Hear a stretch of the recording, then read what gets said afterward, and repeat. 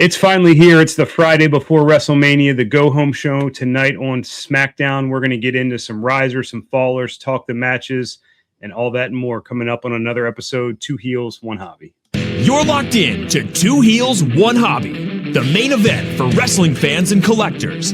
Headlines, heat, and high-end cards, hosted by Beer and the Grinch. This is the main event. Welcome back once again. It is Two Heels, One Hobby. As always, one half of your tag team duo. I'm the Bearded Grinch alongside Beer. WrestleMania is finally here. I can feel the excitement. I'm pumped. How about you?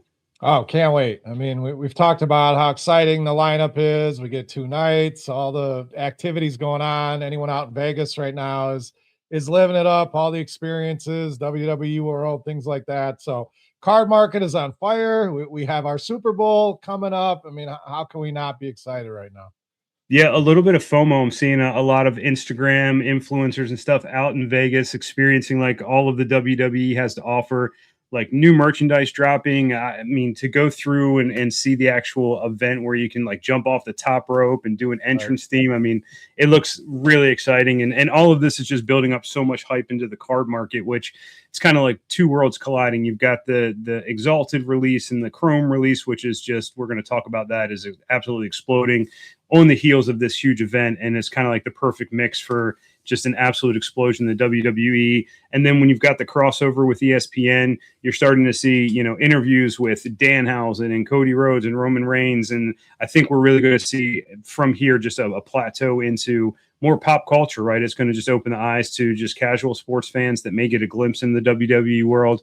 And then just those that are coming in to watch the celebrity of it. And so it's going to be really exciting. Can't wait to see how the 2 nights pan out. Hopefully WWE does it right. And keeps, some of this stuff that we've got brewing in the background that could possibly spoil it to a minimum, and the show just takes off and just makes what we love even bigger. Yeah, I agree. Watching ESPN today, I mean, Trick Williams is on, Danhausen cursing, Stephen A. Smith. So that's what we want, right? Wrestling, we kind of over the years, it's gotten more and more, exposure and bigger, but now it's finally on a big stage and exposed to that many more people. So, does it bring a huge wave of new watchers, new collectors in? We'll see, but the exposure can't hurt, right? And we're seeing that, it's just everywhere. So we're seeing it in the card market. Everything is good right now. I mean, we got things we can complain about. And your name's the Grinch. You're always going to have things that you're going to complain about, but all in all, I just love seeing the exposure that it's getting right now.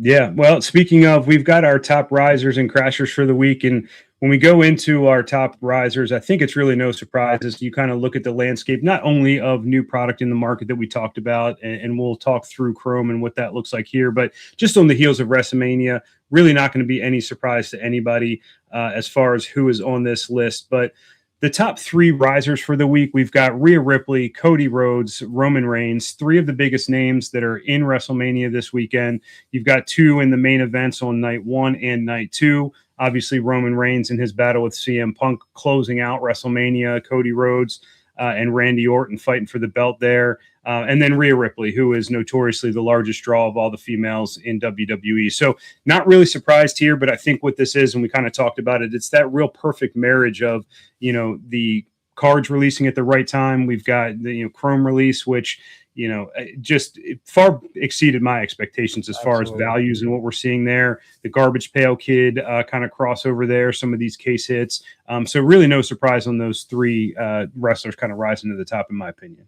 No shock for me either. I mean, all, the cream rises to the top, as they say. So all 3 of these featured in prominent matches here on WrestleMania. Roman's one of my main PCs. So again, you love to see him on this list. Also, you see it in some of the prices. Some of his stuff is up. Yeah. Just all 3 of these are great to, whether you PC them, you want to buy and flip. We talked about, there's no wrong way to collect. Don't ever let anybody tell you, can't do that, can't do that. Do whatever the hell you want. It's your money. But all 3 of these are cards that I'm constantly after, especially Roman. Rhea, I talked about last week. I had some cards that I highlighted. She's one you just store away, going to be great forever. Cody draws a lot of hate. There's people that love Cody. You're hearing a lot of them, sick of Cody.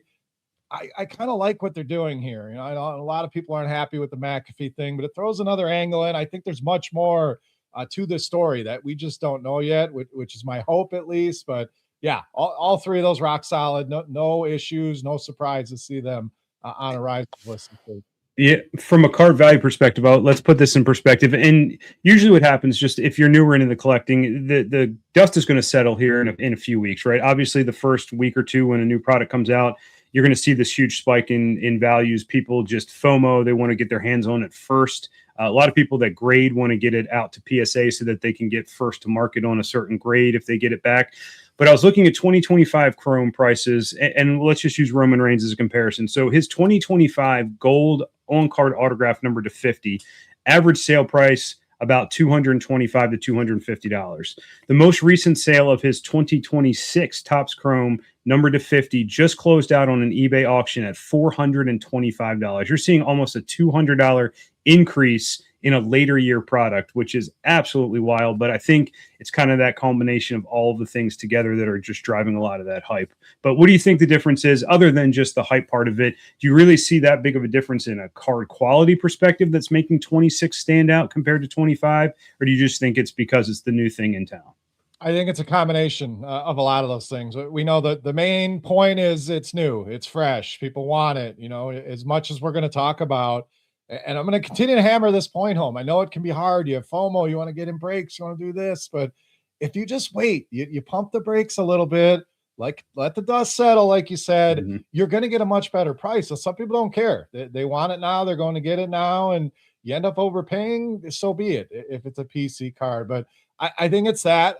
I do like the look. Now, on most of the cards, I think they upgraded. You know, we could go through, you know, line by line, but I think some of the autographs look incredible.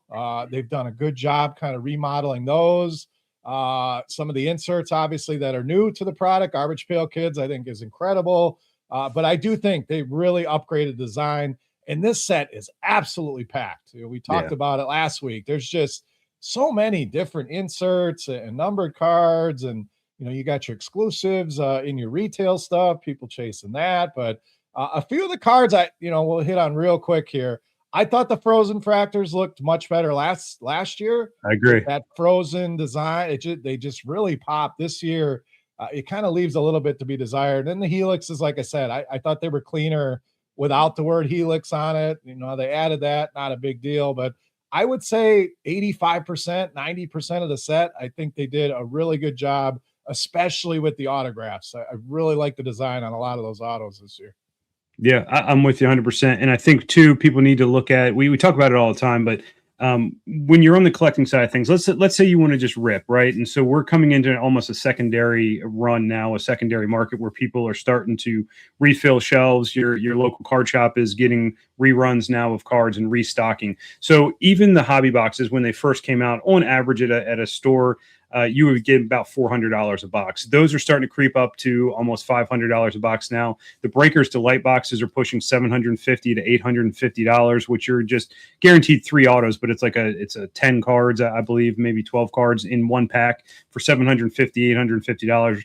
You know, real risk reward going into it there. But I think a lot of what you're saying in the new design and some of these things, that it's just drawing people into it. I think people want to get their hands on it because the values are just going to continue to increase in wax, right? That's something that we don't talk about a lot. Is you can have fluctuations a lot of times when you look at open product and you're looking at single card values. But typically what you see is wax prices will just continue to rise and rise and rise. And if people can resist, I can't do it. I couldn't have a hobby box sitting in front of me without tearing into it. But if you can do that, if you can buy a couple of these boxes and put them in the safe, I mean, a year or two from now, you might see a 2x on your return just on the wax part of it, which is wild. Yeah. I mean, back in the day, I was good at store, and I still have a lot of sports wax kind of stored away. But I'm with you now. It's really hard to let it sit there, and it's almost calling your name. Like, open me up. What do you want to say?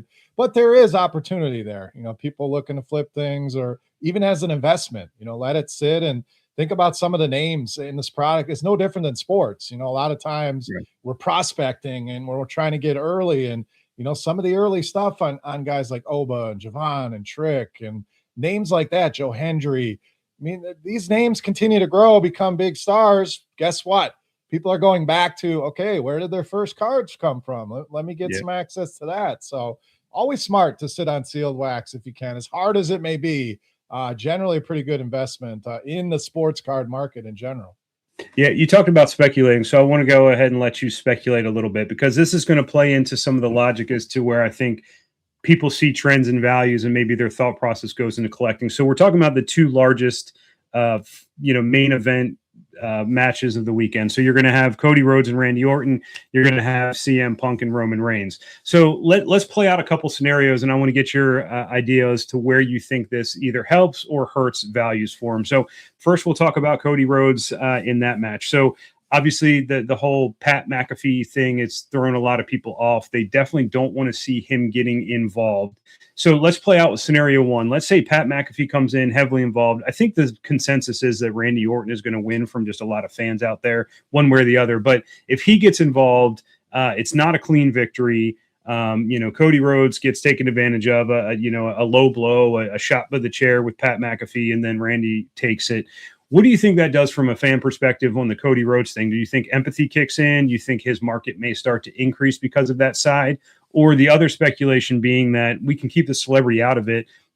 Cody still loses, but then does a full-blown heel turn at the end of this and starts his heel run. So talk about those scenarios. Where do you think that kind of plays into values from a card perspective? Because I think this would allow a good insight to some people that are kind of new to it. Because in sports, you can look at, all right, team gets to a playoff run, prices start to increase. They get to a championship, prices start to increase. We don't really have that as much, except for belts changing hand in WWE. So the speculation from us is, how is the script going to play out? I think Cody's pretty bulletproof between both of your scenarios. And a lot of these guys we talk about, I don't think you're going to see huge fluctuations.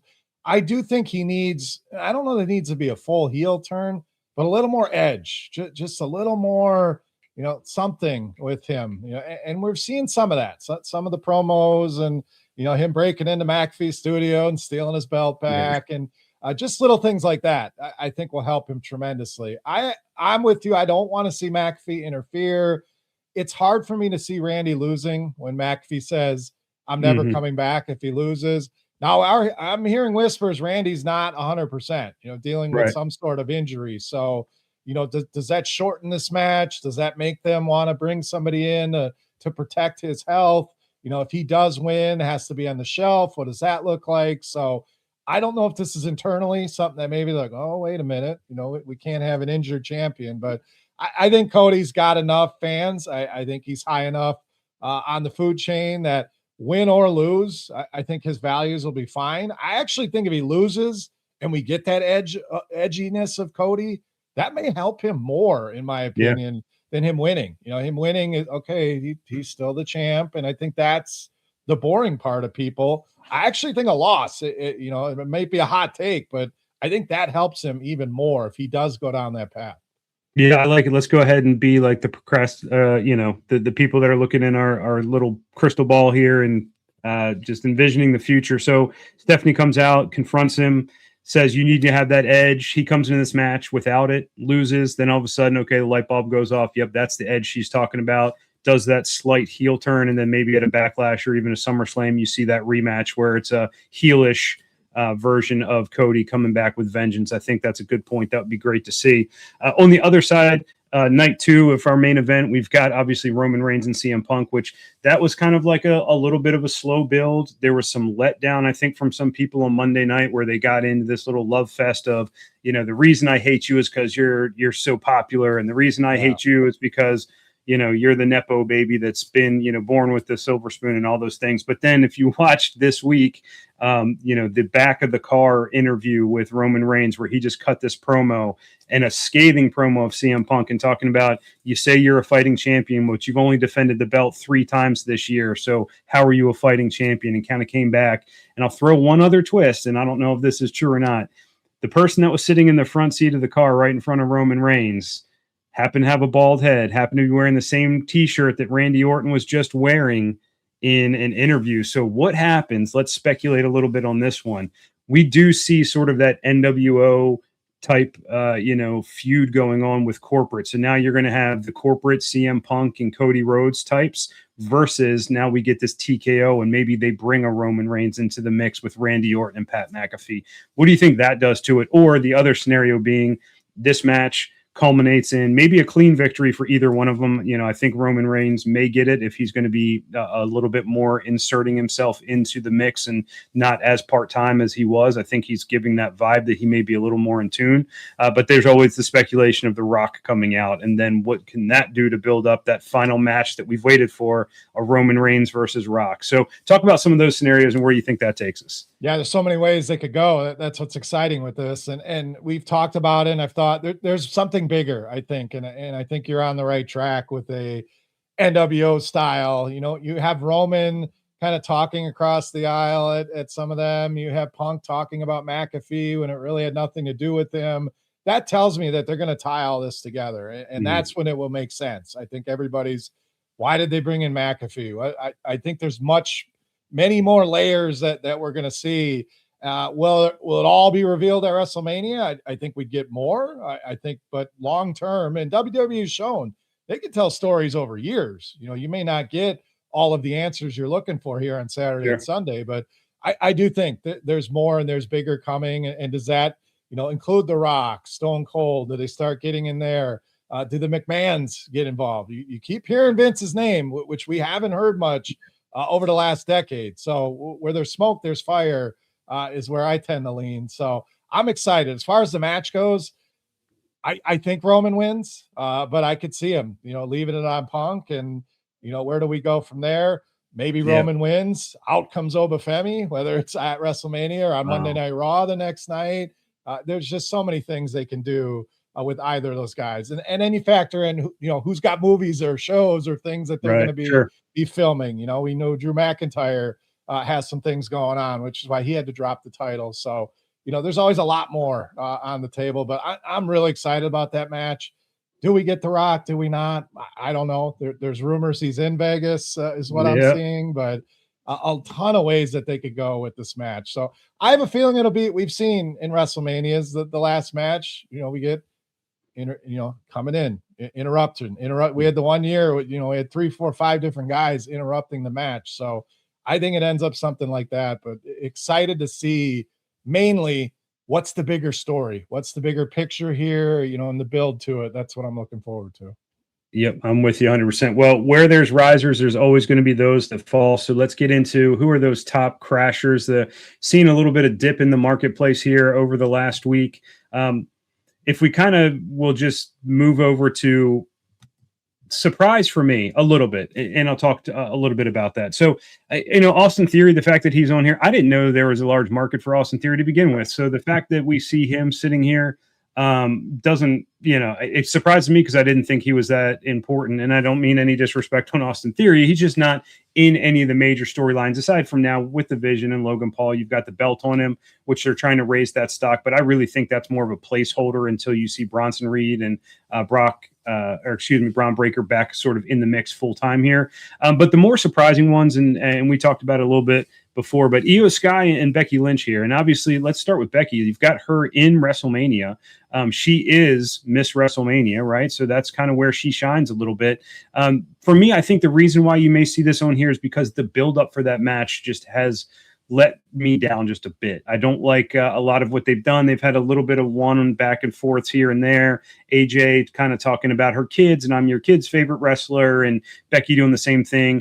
We've also seen this match a few times now, right? And so I think, AJ Lee is such a crowd favorite. If she comes out and wins again, and now it's like Becky's 0-4 against AJ, I just don't think you can do that. I think Becky almost has to win this match, and then maybe let's spin off and do something else.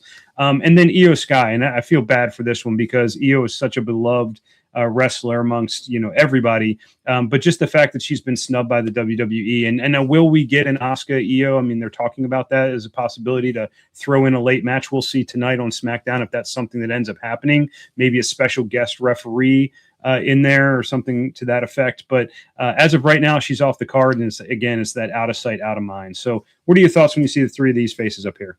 Yeah, Austin Theory, not surprised. Again, doesn't have a huge market. I've always been a fan of Austin Theory. I think he can do work, and he fits in that group well. The problem is the group is just so flat without a lot of the main pieces. It was Seth and Heyman and Braun and Bronson, and they kind of added these two guys, and there's really no direction with some of the injuries they're dealing with. So that one, no surprise.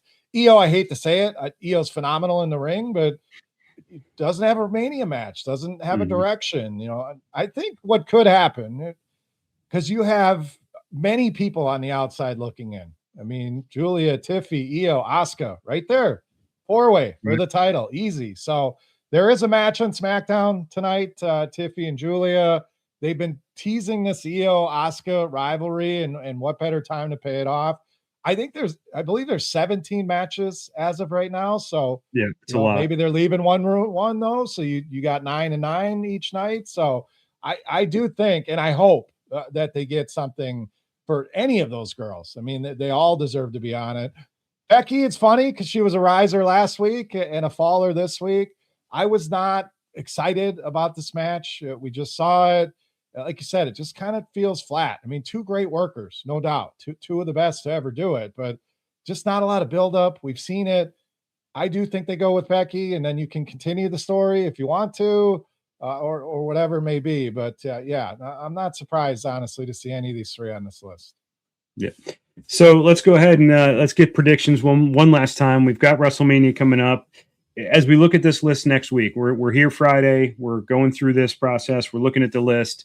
In your opinion, who do you think are one or two wrestlers that you think you're going to see on this Rise list and coming out of Mania, and who are one or two that you could potentially see coming on this fall list? And I'll go ahead and start out. I think, probably one of the most obvious from a Rise perspective, if they do it properly, which I do think he needs to come out and just insert dominance and destroy Brock. And I think Brock has no problem letting him do it, would be Obafemi. I think that guy's, the rocket ship has been clearly attached to him.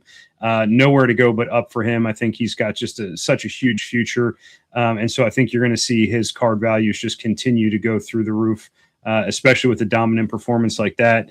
And then for me, one of the fallers that I could see from the men's side of things would be like a Drew McIntyre. So to your point, out of sight, out of mind, he's going to go shoot this movie Highlander. No matter how much time he's off, I think Jacob Fatu, I think it's going to be maybe could steal match of the weekend if they do it properly. Unsanctioned match always leads to, could there be some bloodshed? Could there be, a lot of like high flying coming off scaffolding? All kinds of things could happen. But I think Jacob Fatu picks up that match on the heels of Drew taking a little bit of time off. And I think you're going to start to see some of that market slip a bit. But if you had to predict, who do you think rises and falls next week? Oh, common name I've been talking about, and Oba's one of them, but Trick Williams is just a rocket ship. I mean, I don't love this match with Sami Zayn. We talked about Sami last week, but Sami's good in the ring. Sami's a good worker. They're going to put on a good match. If this is going to be, and I hope, Trick's kind of a rival moment. He's arrived, but that big moment at WrestleMania, you get a title, the fur coats, the lemon pepper steppers. I mean, he's just got it all. So I think his stuff, maybe not quite to the level of Oba, but right there. If we're looking at two rocket ships, they're pretty parallel. A faller, I'm going to go to the other side. If Brock gets squashed, I mean, his cards could, yes, he's got long-term value and legacy, but his values never seem to be where you would think they would be on a lot of his stuff. So, if he takes an L here, then he's probably gone for a while. Brock's not a guy that's around all the time. Sounds like he's just here for the payday of WrestleMania. So a loss combined with what we've talked about, out of sight, out of mind. I mean, look at Braun Breaker right now. We've talked Seth Rollins. Guys or gals that are gone for a while, you just get forgotten about. Not that Brock's stuff's going to fall to zero or anything, but I could see his stuff kind of cooling off a little bit. So, a good investment piece, if you agree, wait on some Brock stuff, wait on Mania, and let, the rocket ships take off and scoop up some of the fallers that are going to come from the aftermath of WrestleMania.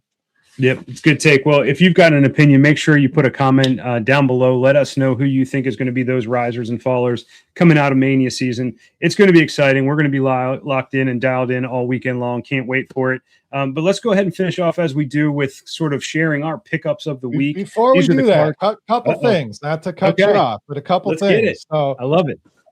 Some breaking news. I don't know if you saw this, and by the time people are watching this, they probably would already know the news, but it sounds like Paige has re-signed with WWE, and what I'm seeing will be involved in WrestleMania.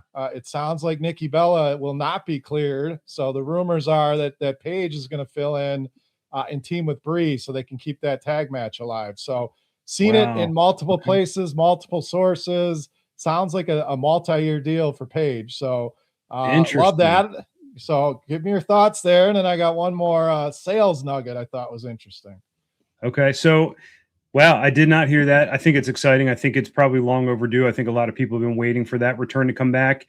The fact that they're inserting her into the tag is interesting to me because I think if the writing's on the wall, when we look at that tag match, I think there's really two options. I think you either see Lash and Nia retain, or I think Lyra and Bailey walk away with those titles. So do you have her get beat in her first match back? You know, that's always one of the things that you don't want to kill that momentum, but I think people would be so hyped it may not matter. Plus it's a tag. So you can always, have Brie take the fall for that. She could take the pin to eliminate them or however that may be.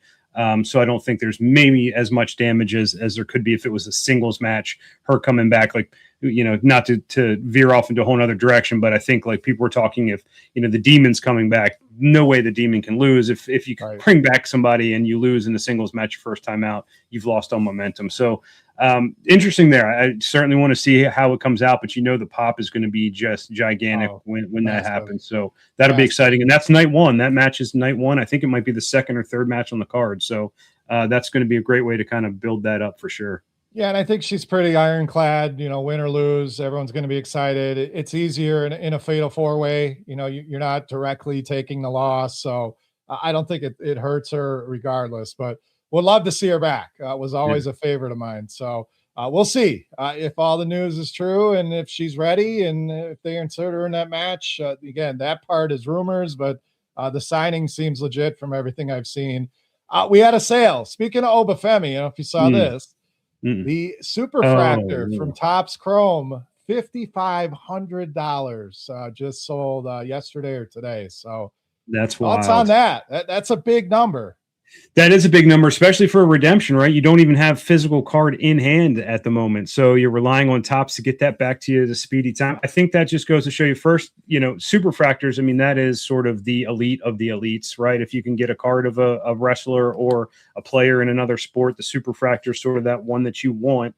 And this being the fact that it's Chrome, his first, kind of entry into Chrome product, I think, does it surprise me that it was that high? Yeah, maybe, if you would have said 3,500, I could have gotten on board with that, but 55, great for the hobby, right? That's just, for us as collectors, you love to see it. The 7 or 8 Oba autos I've got sitting in my box right now, love to hear that. So I think that's good for the hobby all around. That's another thing, though, I do see. This is what happens. We get into these conversations and it just snowballs. But when we talk Superfractors, I'm going to give you another lesson. And this was a hard fought lesson that somebody at my local card shop kind of got into. So there was a Legacy Rock Superfractor pulled from the Chrome set. All right, which is great. It's a Rock 101 Superfractor gold vinyl, looks amazing. Person at my local card shop purchased that for $3,000. Well, what they didn't realize is that it's an insert superfractor. There's 25 of those insert superfractors are going to be pulled out. One just closed on auction at eBay for $1,500. So there's almost a $1,500 loss on that investment because they got excited. They didn't do their due diligence. They didn't research and saw that. So where I'm going with all this is when you start to look at some of those bigger cards, the superfractors, the one-of-ones, inserts are great. The true value and what people are going to look for is on that either the one-of-one of the base card or the one-of-one of their autograph card. So just be wary of that when you're looking at, really high dollar things.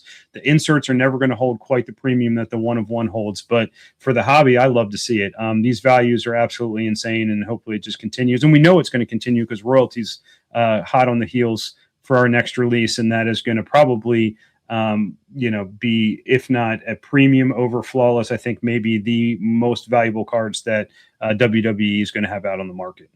Excited for it for sure. We got new Stadium Clubs coming back. We got Cosmic Chrome coming, Sapphire in the pipeline. So it's very easy to be overwhelmed, but also, what an exciting time. And yeah, sale like that, it brings eyeballs. It brings legitimacy. It's easy for, the big sports to like, wrestling, you guys stay over in your corner. Like, yeah, we're not getting to, the $1 million sales that they have yet. I think some of those cards could come down the pike. I mean, what's the Stephanie Vakir debut patch? I think that's a $50,000 card from what a lot of people are saying, or more. Absolutely. So I think these big sales are going to continue, just bring more legitimacy to what we're doing here. Yeah, I will get one more thing because it just reminded me I saw earlier today. So Blez is a really large breaker in the sporting community. Most people, if you're into sports cards, have heard of them, are familiar with them. Huge following. They had the Miz come on, and why this is important is for two reasons. So two things that happen. So they're traditionally your football, basketball, baseball go-to. That's where their wheelhouse is. That's where they get their vast audience. He went on and said, there's two things that happened. So the first thing that happened was Blez himself came out and said, if there is one person that I am chasing in the card market right now, it's not Cooper Flagg, it's not Derek Jeter, it's not Patrick Mahomes, it's Obafemi. And he just threw that out there. So for someone with his audience and his pool to bring out a name like Obafemi, that just tells you where WWE is coming into the market and what the potential has for the future. And then the other thing that was funny is Miz was kind of talking, how Miz is all buttoned up and stuff. And they were talking about some of the largest card purchases that they ever had. And Blez was like, yeah, I bought this Superfractor for $1 million. And Miz just stares at him. He's like, you're a millionaire? He's like, you're sitting there in basketball shorts with a t-shirt and flip-flops on, and you're making millions of dollars in the card world. So, I mean, what a great time to be alive. You can trade pieces of cardboard and become a millionaire. Like, it's unreal. It is. And anyone that's been in WWE the last couple of years, some people forever, you're still early right now. Yeah. You may feel like I'm kind of late to the party. I think we're only going to, does stuff go up forever? No, we're not going to sit here with rose-colored glasses and tell you that everything's just going to keep going up. It's just not possible in any market. But I do think that we are very early into this. And what does that mean? It's more people are going to pour in and let me try this. And like a lot of us got our starts, with right. WWE cards. Oh, these are pretty cool. And it kind of just captivates you and really gets a hold of you. So, being early is always good. A lot of things you sat on, the potential to appreciate, and more eyeballs, more people, more exposure, always a good thing for any hobby. Yeah, no doubt about it. Well, two people that aren't ever going to be millionaires with WWE cards are probably you and me, because we are more on the collector side of things. That's where I love collecting. That's just kind of it. I almost look like a hoarder at some point, but we're going to get into some of these top pickups of the week. These are those cards that you and I have just decided we wanted to add to the collection. We're going to walk you through what we like about them, why they're in our collection. I'll let you go ahead and get started with that beautiful gold Seth Rollins up there in the top left. Yeah, I love the throwback select. It's just such a clean look, and in all colors. I mean, these are, somewhat tough to find in the gold. I haven't seen many of these floating around. And then, we talked about last week. We love the PSA 10. So it's just, this is numbered to 10. So, the print run is limited. There are not going to be many 10s of this card. Just such a clean look and design of this card. So as I mentioned, Seth's my number one PC. You're going to see a lot of it. It's fun for us to show out. Anyone that has cards, you want people to see them. You want to show them off a little bit. So you're going to see a lot of Seth out of me. But this one was a no-brainer. I got a pretty good deal on it. So this is one of those, like I always say, I'm locking it in the PC, and it's just one I really wanted. Love the look of it and happy to have it. Yeah, cards were not meant to just sit in a box. Go to your card shows, take your cards, and if you're taking them not to sell, but just to show off, it's fun to do. It's the way that you can kind of share it with everybody else in the hobby, and that's one of the things that I enjoy doing. My first pickup was down in the bottom left corner there. So we talked about it before. From the select variation of cards, the ringside is sort of the premium. I love a ringside. This is a Stephanie McMahon. I did not get the PSA 10 that I was hoping for. This is a PSA 9 ringside of Stephanie McMahon, but harder cards to find. She's not in a ton of sets. This is just an iconic pose, an iconic card. You've got this, and there's another variation of her in a prism where she's sitting in the throne, of Triple H's kind of throne chair. But this is just an iconic image. I love the look of the tie-dye with just a clean white outfit on it. I think it pops a lot. And this was just one when I got an opportunity to get my hands on it, I had to add it to the collection. Yeah, like you said, her stuff's scarce. She just doesn't have a lot, so it's naturally scarce because there's not a lot out there. And then you start getting into some of the numbered stuff and things like that. I like a lot of her cards, so don't have as many as I'd like. It's certainly one I'm always looking at. So glad you were able to add that one to the collection. My next one, Flawless. I'm a huge fan of. You're going to hear me talk about it a ton. We know the legacy of Hulk Hogan. I don't need to tell you guys how important he is to this hobby. I wish it was a 10, but Flawless, it can be tough to grade. So in a 9, I'm happy with it. It's a gem. The gem is pretty well centered. That's something to keep an eye out if you're buying these cards, and it can affect value. Some of the gems are, I don't know who they hired to do the gems. We can talk about that in a different episode, but pretty well centered here. It's first on print, which I love the bookends. Does it add value or not? I think that's a debate that'll go on until the end of time, but limited to 10, just an iconic figure. The gold match with the shorts, with the hair, and it's slabbed up. I just love me some Hulk Hogan Flawless. You can never go wrong with gold. We talked about before, like when you look at the parallels in cards, you can have like a green variation number to 5. The golds to 10 are always going to typically outsell just because that is what has the eye appeal. That's what people want. So love the look of that card and just the iconic pose. You can't go wrong with having Hogan in your collection. Down in the middle there for me is I did get a PSA 10 on this one. My affinity for white sparkles. I love them. Was able to acquire this Roman Reigns. This is one of my favorite poses from him. He's throwing up the ones, the tribal chief. I just love the image. I love the white sparkles, and I love the PSA 10. So this hits all 3 of those kind of buckets for me as far as a card that I'm going to keep forever in the PC. But just really glad to have finally acquired this one. The only one I'm missing, so if you guys have one out there, is the Cody Rhodes with the mask on. That's one that's hard to find that I need to get on my collection. I actually just missed out on one on eBay that ended at like 4:00 in the morning at a really low price too, but it was in England or something. So missed out on that one, but this is one that I had to have in the collection. Super jealous of this one. You've got me a few times on these Roman white sparkle PSA 10s, but just a great addition. Again, Roman's legacy will be forever. These white sparkles, I know you're a fan of long term. I think people will wake up and realize, but an absolutely beautiful card that again, I'll be thinking about today. So glad you got that one. My last one, and I've talked about, going back in the years and finding value in things that people forget about because of all the new stuff. This Seth Rollins autograph numbered to 10 from back in the day, which I've never even seen one of these, and I look every day. So a no-brainer for me. Again, the slab mint 9, the auto's a 10. These are very difficult to grade. Some of the stocks, some of the corners with the coloring on this card. But again, one that I was looking for, never saw, kind of thought it was a unicorn, and had the opportunity to add one to the collection and was really happy to get it. Just an absolutely awesome card. Yeah, it's great looking card up close too, and then the on card auto is always to me a premium for it. Some of this older stuff, to your point, just from a corners and edging perspective, hard to get good grades on it. So when you see them, you need to jump on them. And to me, I don't want to throw a bunch of people onto Seth so that they start eating up your cards that you're chasing. Easy. He's absolutely undervalued in the market for sure. He should be right up there with, in my opinion, with the Codys and the Romans, just the impact that he has, what he can do on the mic and in the ring. I think this is a great long-term investment. You can't go wrong with Seth Rollins.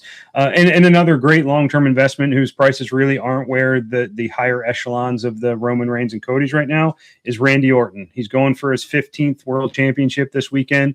This is out of the Exalted set. Again, another on-card auto. What I love about it, if you can zoom in at home when you're watching this back, but the auto is fantastic. He's got a great autograph. Just the fact that it's on card, the iconic kind of look that he's got in this, just staring it down with the auto coming across his chest. It's numbered to 99, so it's not really a super short print from any stretch, but just a super clean looking card. And so when I had the opportunity to get it, I jumped on it. The greatness of Randy Orton. He is so undervalued, and he's one. I think when he finally hangs him up, whether he ends at 14, 15, does he challenge Cena? Just going to go down as one of the best. I mean, the youngest champion ever, such a long track record of success through many different gimmicks and tag teams. And I'm glad, and we talked about this in one of our first shows. Heel Randy's the best Randy. Now, will he get booed in the sense of a heel? No, but the edginess again, the voices in my head, I'm gonna punch your head off, Randy. That's the best Randy. So I'm glad, because he kind of got stale for a while. Like, it's Randy Orton, okay. And then it was like, okay, I'm excited about Randy Orton. So I'm glad they went this direction with him. His stuff to me is a no-brainer at these prices. I agree on Seth. Randy's right there. If we can make a list of most undervalued guys, he would be right at the top of that list for me. Yeah, I think WrestleMania could cap off and be almost perfection for me if by the end of it you see Randy Orton somehow turning and punt kicking Pat McAfee's head across the arena there. But, really exciting stuff coming up this weekend. Obviously, this is, like you said, our Super Bowl for wrestling fans. Before we sign off, final thoughts, any upsets, any shockers? What is your take home for WrestleMania that you're going to be looking for and hope to have happen? No big upset calls. You never know. They can throw you some curveballs. Some WrestleManias, unfortunately, are kind of quote unquote boring. They just kind of follow it exactly what you think will happen. I do think we get some surprises. So my shocker will be this TKO stuff. Do we get more of a build up with that? As far as upsets and matches, nothing crazy comes to mind, but just excited to see how all this plays out. Always our biggest show. You want it to be great. I do think it's going to be a great show. ESPN, there's a lot on the line right now. People talking ticket prices, things like that. It feels like a pivotal show. This has to go extremely well to keep things going up. If it doesn't, okay, now you're going to start hearing whispers. Maybe ESPN's unhappy. Maybe Netflix is unhappy. So the TKO thing, though, very intriguing. Yeah. For me, it's going to be unavoidable because it's WrestleMania and you've got celebs and you've got, run-ins, but I don't want every match to end with a run-in. I feel like there's a lot of possibility for that to happen in both the title matches. You've got McAfee and Jelly Roll could get involved there. On the other side of things, you could have the Usos and Roman come in with your match there. Gunther and Seth, you could have as Braun Breaker going to show. So there's a lot of opportunities for that to happen. I just hope that they minimize it and allow for some clean finishes and just some really good no holds barred matches. My two that I'm watching out for that I think actually I'll give you my top three that I think could be at the end of this. The matches of the night are going to be the ladder match, which always go over huge. I think Fatu and Drew McIntyre have a chance to put on a show, and then Oba just obliterating Brock. Those three go off that way without a hitch, and I'll be a happy man at the end of the day. There you go. Easy. Yeah, easy. All right. Well, that's another episode for Two Heels, One Hobby. We're going to watch WrestleMania this weekend. We're going to come back next week. We're going to talk cards crashes, card market rises, see if our predictions hold true. Again, comment in the link below. Let us know what your thoughts are. Who do you think is going to be up? Who do you think is going to be down? Any surprises you may have for WrestleMania that we didn't talk about, but appreciate you guys hanging out. Always make sure you like and subscribe. Tell a friend. This is a community thing for us. We just want to grow and share our love for cards and all things WWE with the community. And so every person that we can get on this with us on this train to share in that, we appreciate it. And we can't wait to do it again next week. So enjoy WrestleMania. We'll be back, and let's hopefully we've got a great show. That's the final bell for Two Heels, One Hobby. Wrestling news, collector heat, and championship talk. Make sure you like, subscribe, and join the movement. Hosted by Beer and the Grinch.